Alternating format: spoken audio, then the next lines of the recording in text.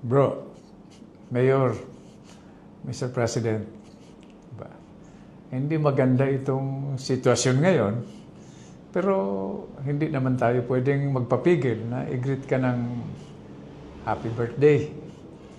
Alam ko, pinagdaanan ko rin yung pinagdadaanan mo ngayon. Naalala mo, nung fugitive ako, nagtatago ako, kung paano mo inampon, inadapt, no? Yung anak ko. Hindi ko makakalimutan yan. Kaya sa pagkakataong ito, no, gusto kong maging matibay ka. Ha? Mag-pray ka. Matatapos din ito. Lahat may katapusan. Kaya mag-iingat ka palagi. Stay healthy. Stay strong.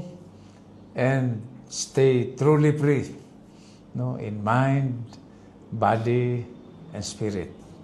Mabuhay ka. Happy birthday, bro.